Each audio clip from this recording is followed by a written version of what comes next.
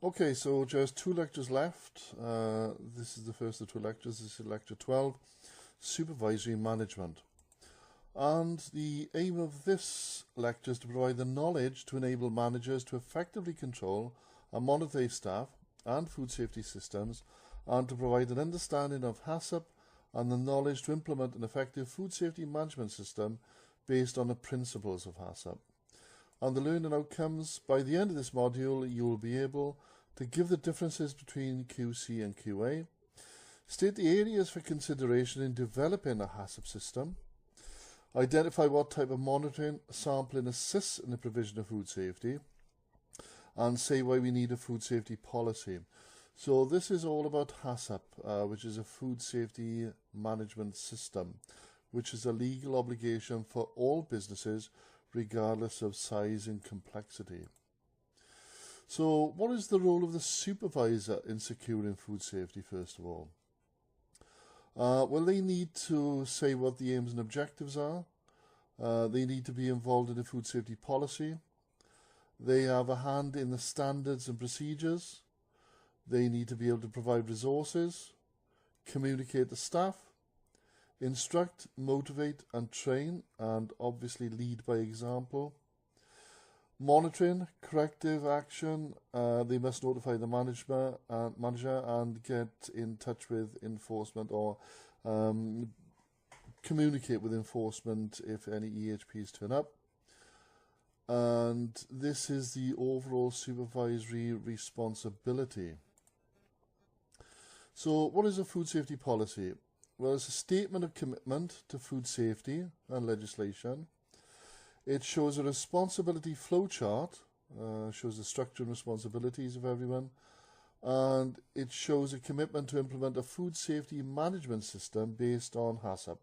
That's hazard analysis, critical control points.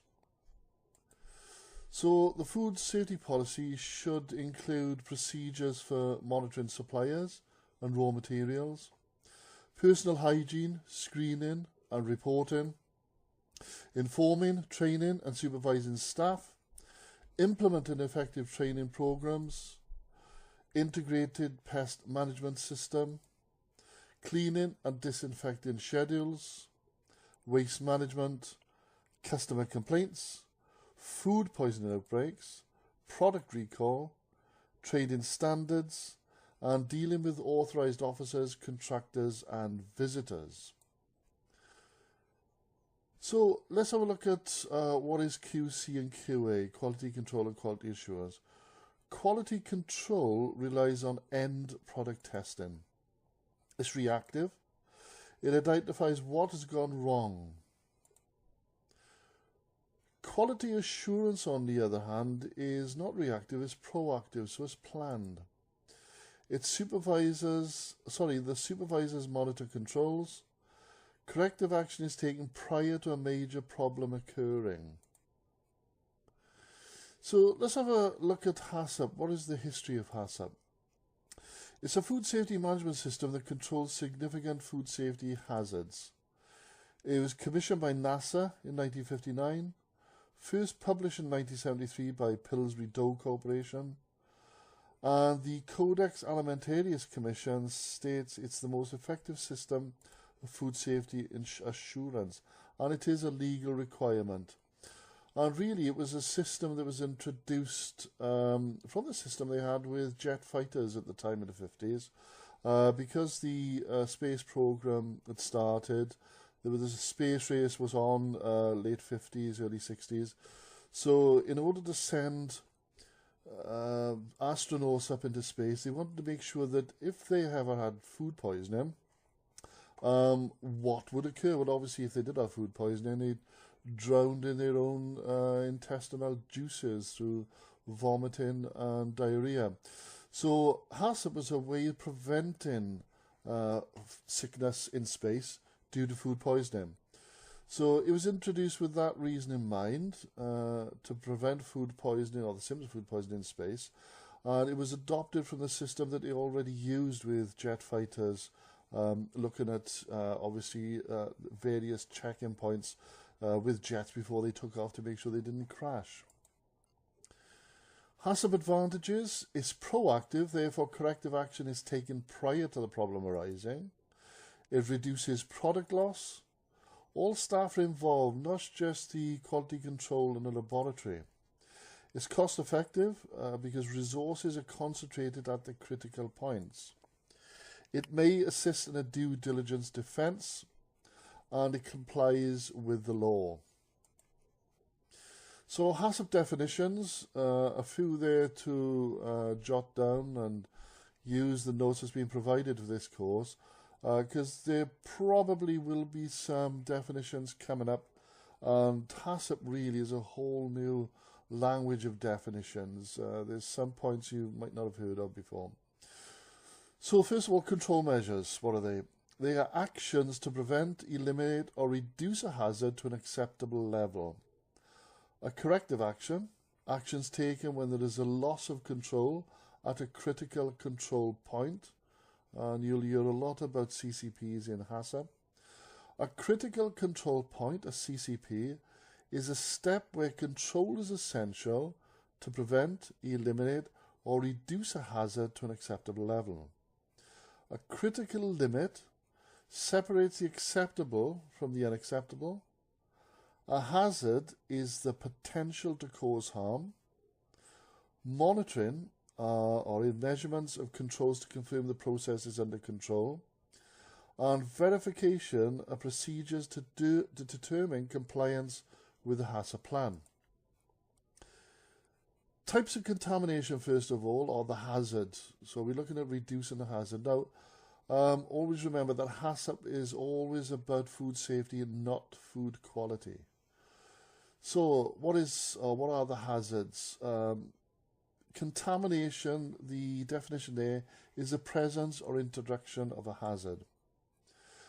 This could be microbiological, such as pathogens or spoilage bacteria. These are present in raw materials. Can get contamination from pathogens. You get multiplication of pathogens, toxin production, survival of pathogens, survival of spores, and you can get toxins, as we've seen earlier, from certain pathogens. We can get physical contamination, i.e. foreign bodies, things you can physically see usually. These are present in raw materials, and it's classed as contamination by foreign bodies. Chemical, again present in raw materials. This causes contamination. For example, excess chemicals or additives would act as a chemical contaminant. And allergenics, chemicals, or allergenic foods rather, of which there are 14, which we've gone through. This is where the immune system overreacts to what it sees as a non-problem, really, because it isn't a problem, but the brain has been fooled into thinking there is a problem, and so it releases its antibodies, its immune system, to attack what it thinks is the enemy, or the poison, which obviously is not, but it does have, or could have, severe consequences such as anaphylactic reaction, which is life-threatening. And it says there specific foods. Yeah, we've covered that with the 14 different allergens. So, before we can even think of starting HACCP, what are the prerequisites? What are the first things we need to do? We need to have management commitment, and we need to have adequate resources. The prerequisite programs include using approved and reputable suppliers with their own HACCP, with their own quality control and quality assurance, good design of premises, suitable facilities, equipment calibration, potable water and ice supplies, potable meaning drinking water, stock rotation, first in, first out, good housekeeping practices, waste management, pest management, personal hygiene and competency of staff, cleaning, visitor and exclusion policy, traceability, labelling and recall procedures, and if things go wrong, contingency plans. Regulation EC number 852/2004 on the hygiene of foodstuffs states that food business operators must implement HACCP. And there are 7 points in the implementation of HACCP. Again, this is a likely question in the final test. You need perhaps to say out of these four, which is a legal obligation. All these I'm going to mention now are legal obligations as part of HACCP. So the first one is to identify hazards. Number 2, identify the critical control points. Number 3, establish critical limits. Number 4, implement monitoring at CCPs only. Number 5, establish corrective actions. What should we do if things go wrong? Number 6, establish verification procedures. And number 7, establish documentation procedures and records. So these are the 7 elements of HACCP. HACCP training. Under the food safety legislation, all food handlers must be trained commensurate with their work activities. That means training them so that they're competent at doing their job. You don't overtrain them, you don't undertrain them. It's got to be commensurate, really equal to the sort of job they're doing. Persons responsible for HACCP must receive HACCP training. HACCP and Safer Food, Better Business. Safer Food, Better Business is a system where you can be used in small catering businesses. And actually you can download a package from the Food Standards Agency website. You can download all the insert, there's pictures, there's forms to be completed on a regular basis. And that's called Safer Food, Better Business. There's different terminologies for it in different parts of the country. The safe methods are based on the 4 C's. Check out your notes to see what the 4 C's are. It provides, that is the SFBB, diary of records, and it avoids the HACCP jargon. When we looked at definitions a few minutes ago, that is a lot of jargon. It tries to avoid that. It uses generic controls. It is a combination of good hygiene practice and HACCP. It makes use of craft skills and sensory tests. And it uses exception recorded, i.e. when something changes or goes wrong. So those are the 4 C's. If you didn't look it up, they are cooking, cleaning, chilling, cross-contamination. It's thought that these 4 C's cover the whole gamut of HACCP, the whole sort of process from customer to from the supplier to customer, or from farm to fork. There's various different combination of phrases you can use. It's like I mentioned earlier on other courses, the food safety chain. All these are links in the chain. The first link is the supplier. The last link is providing that food to the customer.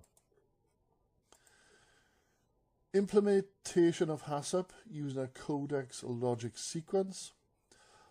This really is how we put the HACCP system together. We start with number 1, you need to assemble and train a HACCP team and define the terms of reference. Describe the product, the recipe and process. Identify the intended use. Construct a process flow diagram. On-site confirmation of flow diagrams, another walk the talk. The flow diagram is really doing the flow diagram, which is a combination of pictures, or it could just be boxes, of your business from the supplier, or when the supplier brings in the foodstuffs, to when it leaves the kitchen to go to the customer. And it's done like a box representation of that flow. If it's done from memory, what you need to do then is take that flow diagram down with you into the kitchen and actually walk to see that you've got everything on that flow diagram. Next is the 7 parts of the HACCP, which I've already mentioned, but I'll go through this again. You need to identify the hazards, the risk, severity and control measures, determine critical control points, establish critical limits and target levels for each critical control point, establish monitoring system for each critical control point, establish corrective actions to be taken when a critical control point is moving out of control, establish verification procedures, and establish documentation and record keeping. So you can see from 6 to 12, those are the 7 parts of the HACCP system. But from 1 to 5, these are the sort of things we need to get into place before we start working on the HACCP system in earnest. So let's have a look at a flow diagram. As I say, it's a series of boxes. In each box, you would write down the process step. You can see there we got purchase, delivery and loading, storage, preparation. From preparation, you could go to cold storage display, you could serve it cold. For preparation, it might well go to cooking. For cooking, it might go to hot holding and serve hot. Or from cooking to further preparation, to hot holding again and serve hot. For preparation, we might be serving that, we might need to cool that item down, perhaps we're going to use it in salads. So we cool it down the quickest time possible, essentially. Preferably using blast chillers, but get it out quickly to between 1 and 4 as quickly as possible. Then that could go to cold storage display and serving cold.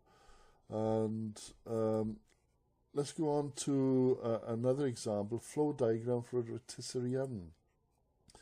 So we have the product supply, receipt, storage, preparation and cooking, hot display. We're going to actually package it. So this could be like the hot chickens you see in supermarkets that are packaged but kept hot. Receipt and storage of packaging supply. That's used then with the chickens, the poultry, where the hot cooked poultry is going to go into the bag. They're kept on hot display, ready for service. Then consumption. You need to validate or audit the process flow chart. Is it accurate for every occasion? Now, some of the protocols that we use really, you can use boxes, you can use circles, you can use what you like really, but try to have the process steps sort of in some sort of box or circle so you can see what's happening. It should be able to be followed by the EHPs so they can see what's happening, so they can follow the flow diagram. The arrows, again, another protocol, it shows the direction of the process steps. And I will show a flow diagram with a bit more information on as well, so you can see the sort of information, just to put more meat on the bones really for a flow diagram. So let's go back to one of the major steps in HACCP is identifying a critical control point. The definition is a step in the process where control can be applied and is essential to prevent or eliminate a food safety hazard or reduce it to an acceptable level. It's the last line of defense. After a critical control point, it goes to the customer, wherever that food happens to be. Now, we can use a simplified, which is probably the easiest way to do it, use a simplified decision tree to work out if a step in the process is a critical control point. So we ask ourselves the question, if I lose control, is it likely that food poisoning, injury or harm will result? And if the answer is no, it's a control point. And this is covered under good hygiene practices. If it's yes, will a subsequent step eliminate or reduce the hazard to an acceptable level? If it's yes, then it's a control point. If it's no, it's a critical control point. So it's that point at which it leaves our systems to go to the customer. As I mentioned, this last line of defense. Now you could use the CCP decision tree, which is a complex one. For me, it's far too complex, but again, I'll just put it here for interest more than anything. It's far easier to use the simplified decision tree. And we ask ourselves a variety of questions. Question 1, are control measures being used to prevent a hazard? If the answer is no, is a control step required for safety? If the answer is yes, modify the step, process, or product. Takes us back to the question 1. If the answer is no, it's not a CCP, proceed to the next step in the process. If the answer is yes after question 1, then it leads us to question 2. Does the step eliminate or reduce the hazard to an acceptable level? If the answer is yes, it's a critical control point. So same as the simplified decision tree, only going round about it in a more complicated way. If the answer is no, then we ask another question. Does contamination occur at unacceptable levels, or could it increase to unacceptable levels? If the answer is no, takes us on to the not a CCP. If the answer is yes, takes us on to yet another question. Will a subsequent step eliminate or reduce the hazard to an acceptable level? If it's yes, it's not a CCP. If it's no, it is a CCP. So let's have a look at, probably what we look at is the first step of the food safety chain, supplier monitoring. We need to check their food safety policy, and it's your responsibility to go along to the supplier before you even agree to use their products to check these things out. Don't rely on them saying, yes, I've got a food safety policy. It's up to you to check. Because don't forget, this is the first link in the food safety chain.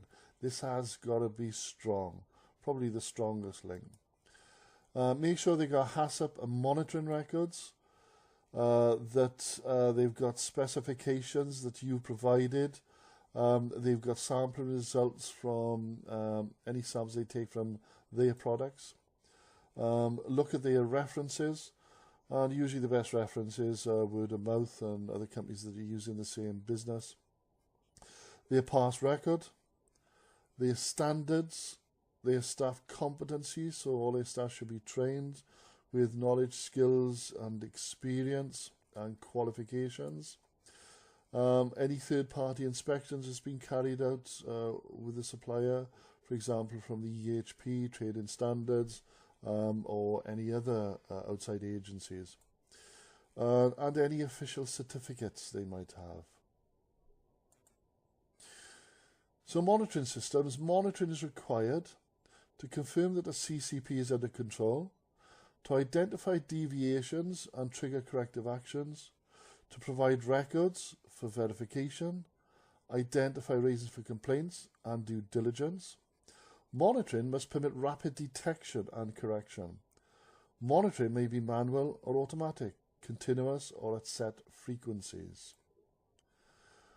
Monitoring systems should state what the critical limits are, the target levels and the tolerances, the details of how the monitoring should be undertaken, where the monitoring should be undertaken, and this must be as close as possible to the critical control point.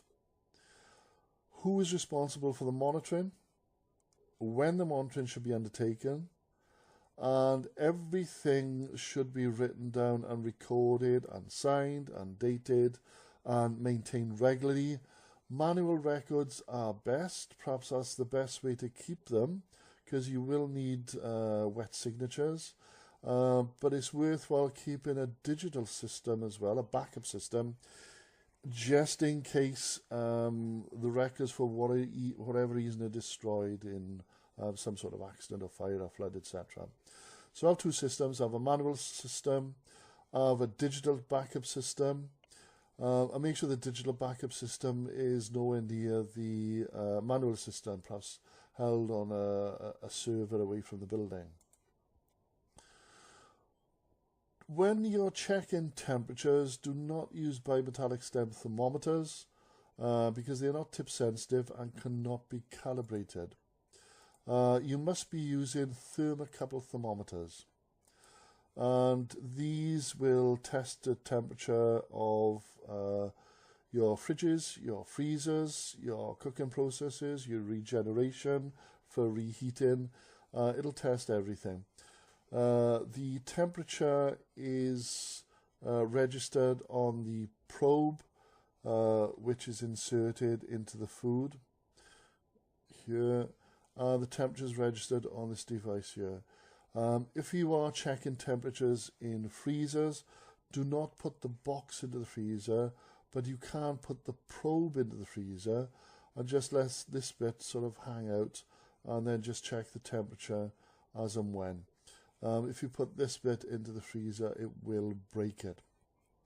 What's happening there actually is calibration. The probe is being put into ice and water to check that the thermometer is telling us the truth. If it's in a combination of ice and water, it should show us 0 degrees C. If it's inserted in boiling water, it should show us 100 degrees C. So we can tell, really, if we're going to insert this into cooked food, that if it's telling us 75 degrees C, then that's as accurate as is the calibration that we've just looked at. There is more accurate methods of calibration. We can use thermostatically controlled water baths, which will take us from temperatures from 0 up to 100 degrees C. So we can check at 63, we can check at 75, etc. We can also, to make sure now, that tells us that the probe is working. How do we know if this box is working? You can get things called temperature keys, which actually plug into the top of the thermocouple thermometer. So make sure that this part can be taken off the main box. You don't want it permanently fixed. So these keys are measured on in each key. It looks like just the top end, if you like, of this probe that goes into the box, and it plugs into the box, and it has a set temperature on the plug, and that set temperature could be 4 degrees C, could be 63 degrees C, could be 75 degrees C, and this tells us if the box itself is working. So let's have a look at the methods of monitoring. We've got bacteriological, rapid testing, and these days we can get results within a matter of hours instead of what used to be days. Organoleptic, which is using the senses of smell, sight, touch, taste. Checking controls and records. Observation and supervision. Visual inspections of premises, vehicles, vehicle drivers, or practices. Competency testing, that could be on-the-job testing, just asking staff, food handlers questions as you see them doing their daily work. Just throw a question or two to see if they understand what's going on. And if that does raise a training issue, then obviously they need retraining. And measuring the temperature, the weight, and the volume. Bacteriological monitoring is need for HACCP verification. It gives a product quality profile. It indicates trends. It identifies any poor techniques that's been employed. It indicates that the product is safe. It shows cleaning and disinfection efficiency. It shows the product is being processed correctly. And it keeps up with the legal standards and customer standards. And interpretation of results. The results could show the aerobic colony count.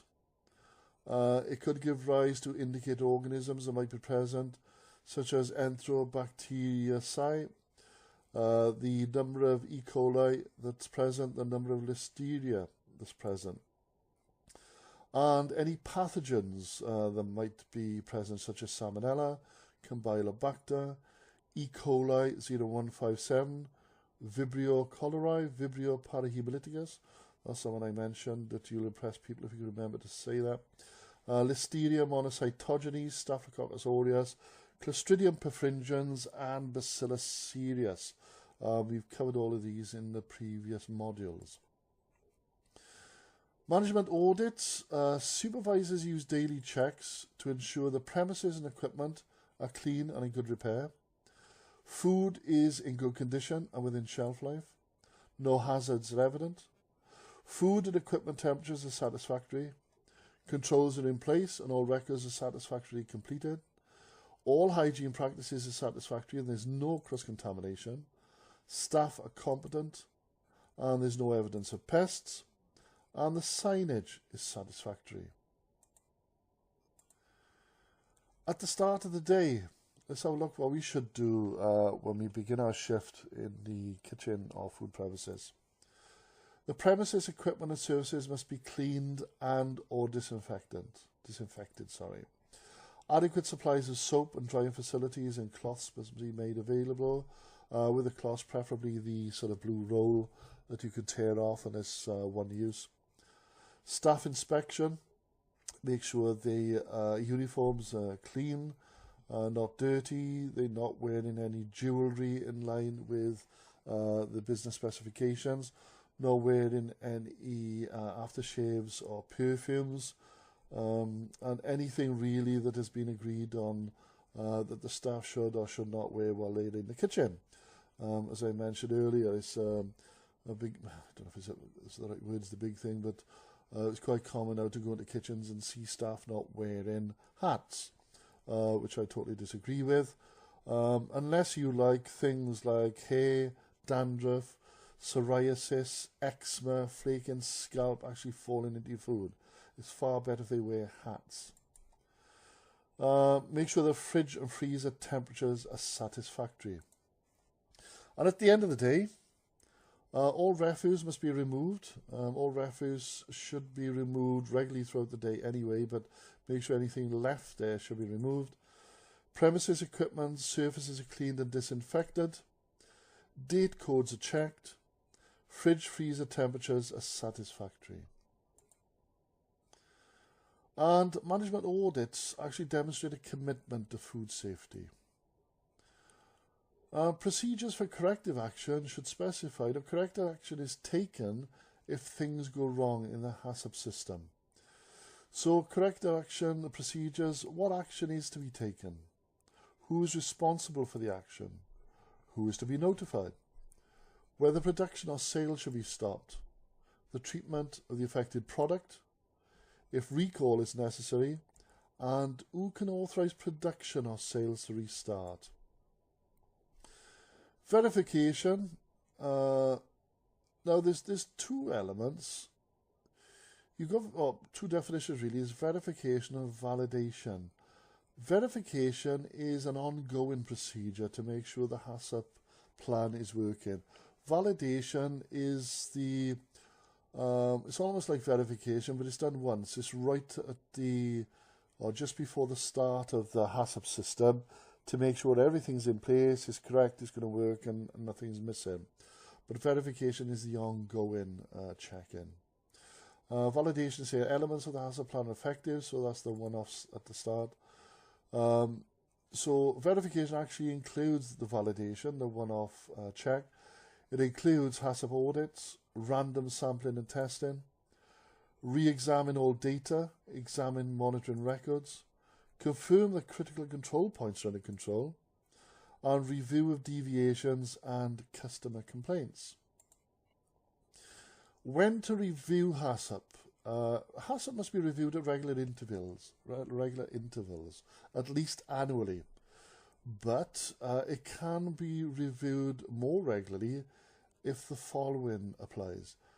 Number one, if new scientific data emerges, when a justified complaint or illness occurs, when the raw material or recipe changes, when the equipment or process is changed, where the storage condition or product use changes, where the packaging or distribution is changed, or where the cleaning schedules are changed.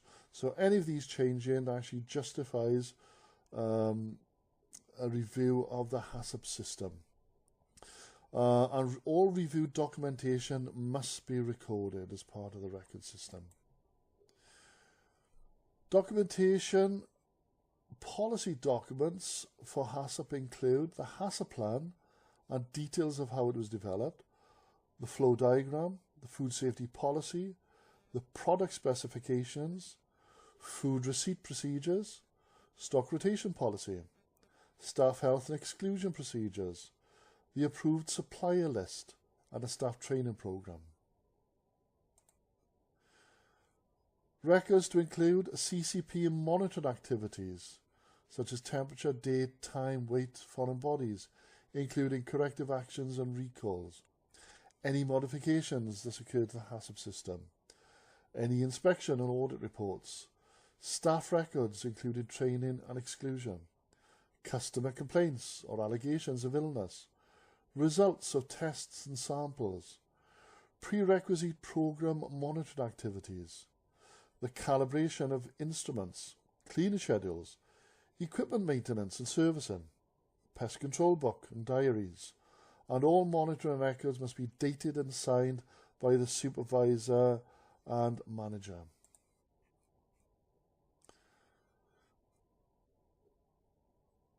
So I'm just going to show you a generic flow diagram for catering.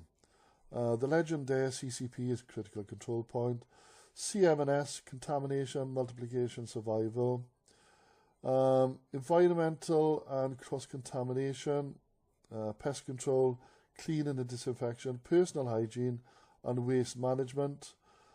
These are all part of the prerequisite programs. So let's just have a look at this generic flow diagram. It's a bit more detail of what I showed you a few minutes ago with the cooked poultry. So we start with, as I say, the protocols are, we put everything in boxes or circles, so it's easy to see.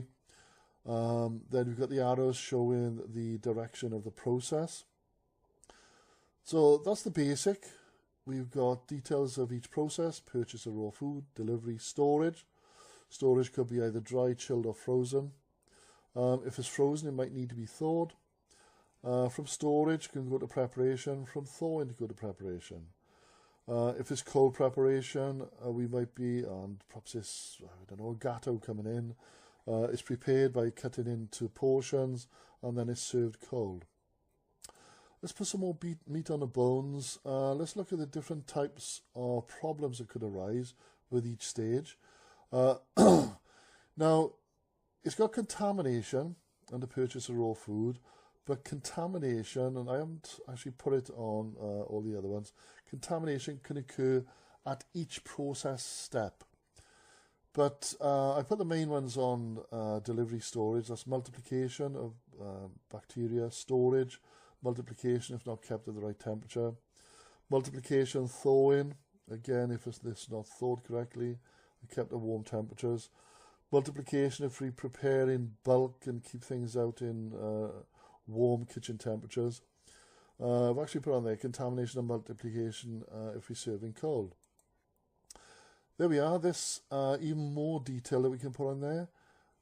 Use approved suppliers, minimum time to unload, stock rotation. We've got less than 1 hour at ambient. Refrigerate or cook immediately when thawed. Let's put some temperatures on there as well.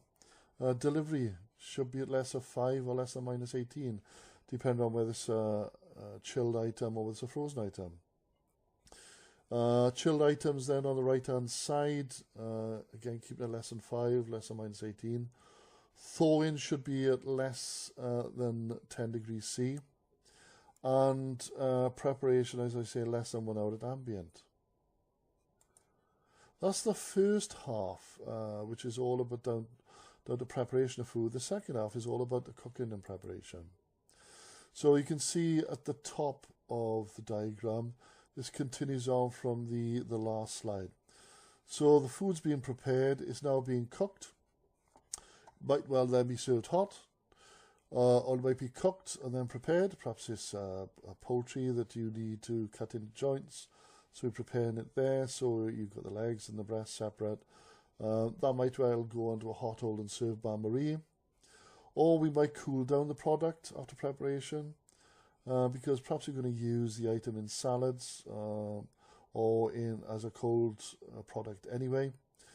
From cooling we go to chilled storage. then could well, if you look to the right, it's served cold, or it's displayed cold and served, or actually we might reheat and serve, because if it's food that's being cooled from where it's been held under hot hold and served above 63 degrees C, we've got some food left over, it's in good condition, we don't want to be throwing that away, we need to be reusing that. Only reuse it once, but we can cool it. We can cool it down between 1 and 4 degrees C in as little time as possible, put it into chill storage, then we can reheat and serve to 75 degrees C core temperature and serve it, but you must only reheat and serve that item once. And everything else then goes down into the use of leftovers. Let's put some more meat on the bones. We're showing that the contamination again can occur at each step. Multiplication at each step as well, because we are looking at temperatures, and bacteria pathogens will multiply if held in the temperature danger zone, which is between 5 and 63 degrees C. Survival could be survival of pathogens or toxins, or even spores, but spores, as long as we keep those under control, they won't cause a problem. Now, if you look, every one of these steps is a CCP. Basically, a CCP occurs just before it goes to the customer. Again, that's the last line of defense. If there's a problem with the food and the customer eats it, he finds physical contamination, for example, obviously it's failed at the critical control point. Again, more meat on the bones. We've got some times there. We've got some temperatures. Serve hot, serve it within less than 15 minutes. Hot hold and serve above 63 degrees C. Cooling to 10 degrees C within 4 hours. Less than 5 degrees C within 90 minutes using a blast chiller. Display cold and serve at less than 5 degrees C. Reheat at 75. Stock rotation, first in, first out. So the key points of the section, again, have a real look at the notes that's been supplied with this course. Obviously, I'm going through it quite quickly. If you can't make notes from these slides, then make notes from the notes themselves. But certainly use the notes in your revision. So we covered how managers have a key role in food safety, that standards ensure consistency and customer satisfaction. Food safety policy should demonstrate the company's commitment to operate high standards and produce safe food. Quality control is reactive and quality assurance is proactive. HACCP systems identify hazards. They identify the implementation of controls and monitoring and corrective action. It provides documentation, verification and review to ensure safe food production. And remember what I said, HACCP is all about food safety, not food quality. Bacteriological monitoring and sampling assist in the provision of food safety.